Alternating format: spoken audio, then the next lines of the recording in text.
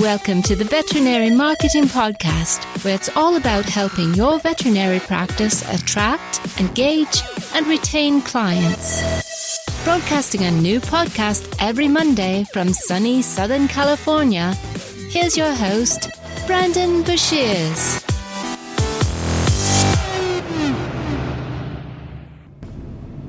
Hey everybody, and welcome to episode number 203 of the Veterinary Marketing Podcast. Hope you're having a wonderful day. Today we are going to be talking about some new things that I think are really, really cool.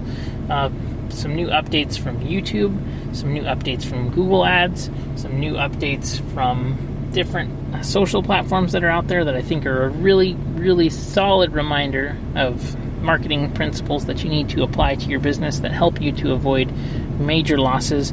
And then a cool new update from Google My Business that I think is important we haven't talked about for a while. So today's episode is going to be full of really, really helpful information. And I hope that you be sure to subscribe. If you enjoy the podcast, please leave an honest review. If you think I could improve it, please reach out to me. I would love to hear your thoughts.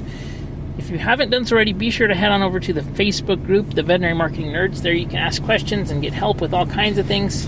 So be sure to head on over to that group there. There's a lot of smart people there that can help you, or you can help others as well, get marketing ideas, collaborate on stuff. It's all really good. So head on over to that. It's facebook.com/groups/the Veterinary Marketing Nerds, no spaces, and you can request to join there. All right, and another quick thing too, I actually just launched a new product. It is out to help you really get clear on your client.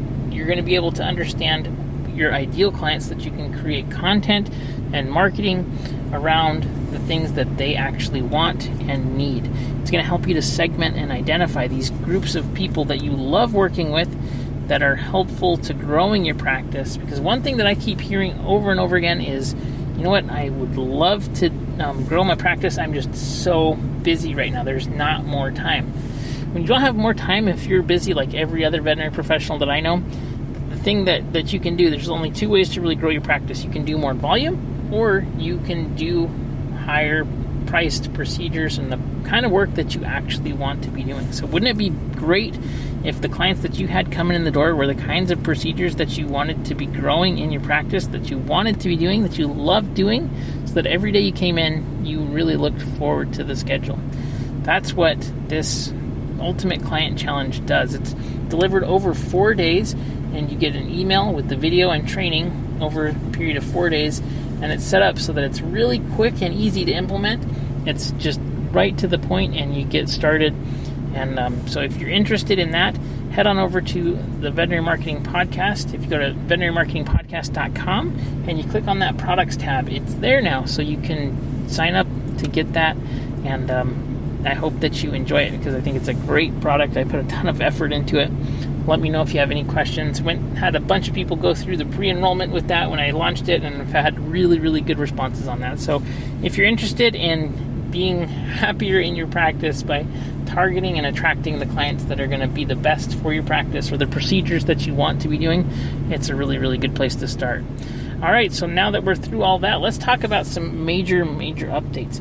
The first thing that I want to talk about are actually YouTube ads. YouTube ads are one of the spots that I think every single veterinary hospital could really stand to benefit from, because it's something that nobody is doing.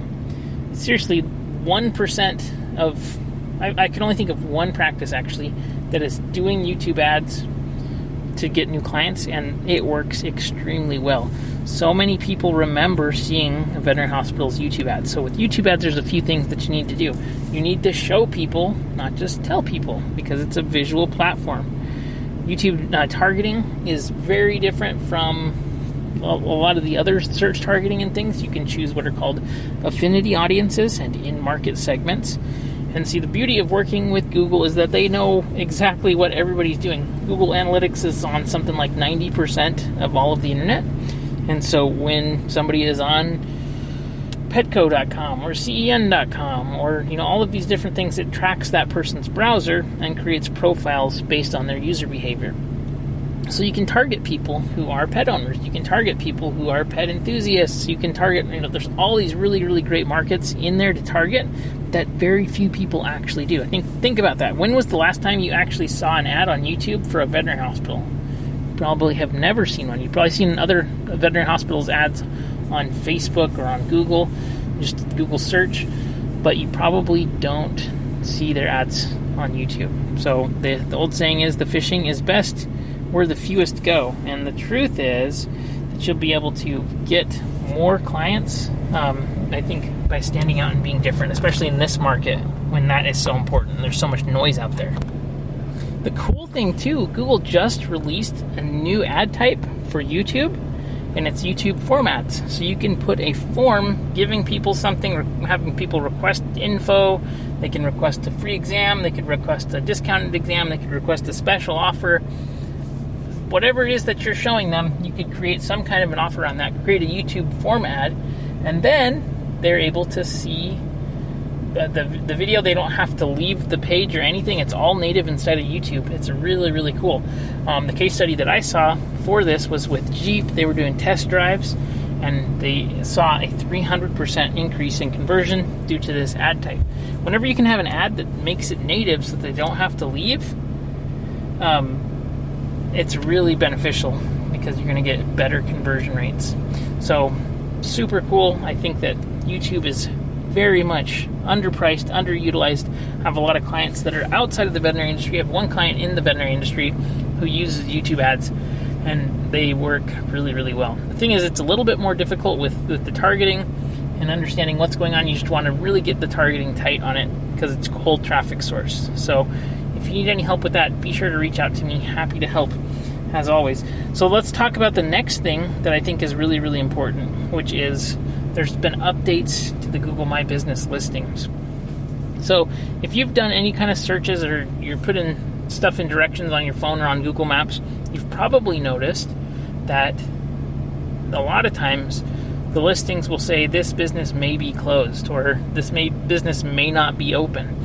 Business owners who are not updating their Google My Business location options to reflect either COVID policy changes or changes in hours or things like that are seeing a pretty big problem because Google's just applying that default to everybody. So make sure that you are updating your Google My Business listing. You need to make sure and do that because now you can add additional hours. There's also new categories that you can do. You can do a primary and secondary category for your business, which is really, really cool.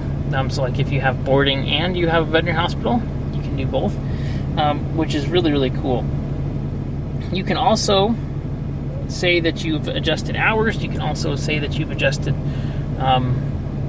procedures. You can say we're doing curbside drop-off between these hours. All kinds of really, really great updates. And actually, if you go to the Google My Business support blog, you can check that out and see all of the updates. I'll be sure to link that in the show notes too on veterinarymarketingpodcast.com. So I think that is something that's really, really important. Another thing that's been in the news, and by the way, Google is just one of the directories. You want to make sure that any directory that you get major amounts of traffic from, including Yelp, including Yahoo, there's tons of traffic sources, tons of directories. Wherever it is that you get your traffic from, you need to make sure that you've updated all of those locations.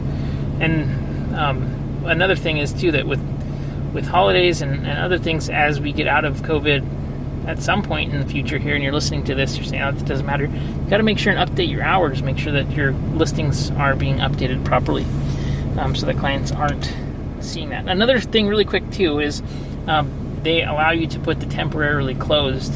So it doesn't actually say that the business is closed. It just says it's temporarily closed. And if I know that there's been hospitals that have been shut down by the county, especially up in Washington. And if that's the case, you want to make sure and tell people, hey, we're closed, don't come over, because then you're going to have clients that are upset and not knowing what's happening. So be sure to use those Google My Business listings and update them accordingly, properly. That's something that's really, really important from an organic standpoint. There's so much traffic.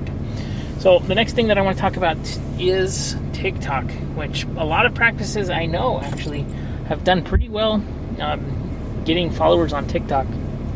I think it's important to realize, though, that traffic is not something that you own. You need to think about traffic from social media sites or even Google My Business, or if it's not yours, you're just renting it. And the work that you put into it is definitely valuable and worth it if you're getting clients coming from it. But you need to own a way to speak with your clients. So right now, in my opinion, there's two ways that you can, or there's more than two ways, but here's the three ways that I would want to make sure, actually, that I'm getting clients info so that I can talk with them directly. Number one, you need to make sure you're collecting email addresses. Emails are incredibly important. Collect those email addresses every single day. You need to collect email addresses. Number two, you need to have phone numbers for cell phones so that you can text them. Text message marketing is important. Get a system, something like Pet Desk, something like ManyChat. Get text message marketing and start texting your clients, because this is incredibly important. I really like ManyChat as a platform. I'm going to definitely do a podcast on ManyChat because it does so many things now. It's a really, really cool company. They're constantly innovating, and I really love it. So ManyChat is awesome. The third thing that I think you should really consider and do is just phone numbers, like having everybody's phone numbers so that you can call them if you needed to. If things were slow, and I know that people do this already, but that's picking up the phone and calling people because, hey, we haven't seen you in 6 months. It's time for something, come on in. That is something that you can do to actively, you own those phone numbers, you own that data, that is your list. So building your website, building your systems so that you can do email marketing, email follow-up, those are things that you own, and nobody can take that away from you. Facebook's algorithm changed, doesn't matter. If TikTok gets banned in the US, doesn't matter. It just is a really, really good example that you need to be the captain of your ship, and you need to take charge of that. Having that in your back pocket is so, so important. All right, the last thing that I think is really important for us to talk about today, because I think this is going to be something that can drive a lot of business to your veterinary hospital, is Google's call ads. They've readjusted their call ads, and I love the format. I love the way that they look. They're super unique looking. We've been running them for several different accounts, several different clients, and they are going really, really well. So if your practice has a great phone presence and you have the ability to pick up the phone and take clients, doing phone ads, or call ads rather, are extremely profitable. So that's something that I see across the board as something not being used and implemented, and a huge, huge opportunity. And I have a ton of clients, hundreds of clients that we're implementing this for, and it is going extremely well. So if you're trying to figure out Google call ads, and if you want somebody to figure them out for you, please let me know, because I think that I could help you with those, and we're getting really, really good results. I'm going to give you a few tips, though, if you're thinking of, that sounds good. Number one is make sure that your search keywords are tight. Don't be doing broad matches.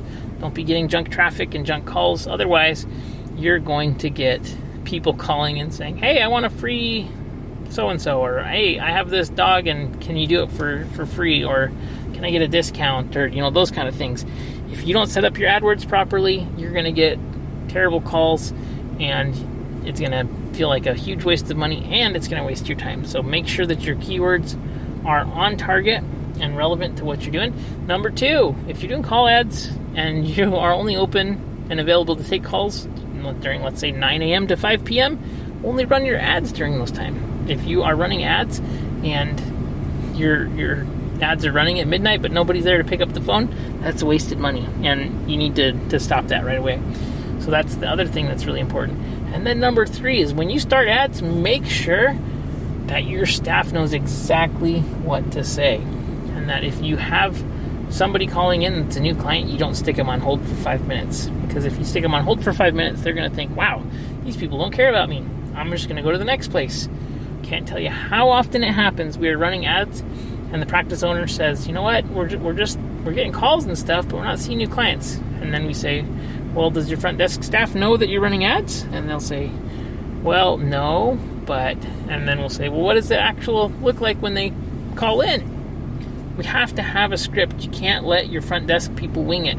We need to know what to do to get them in the door, to schedule an appointment. What are the kinds of things that we need to say to transition from, I have a question, to, you know what, I would love to answer that question, and as much as I wish that I could, the truth is, if I didn't get more information by doing an exam, I'd really be doing you a disservice because, right, so giving people answers so that they can handle objections when they come up, giving them the training that they need so they can take that call that is a potential client and turn it into a client. It's like you can take a horse to water, but you can't make it drink. That's what we do with ads. We take that horse up to the water, but it has to drink. We can't do everything from the ad side. Good marketing is not going to fix bad reception staff skills.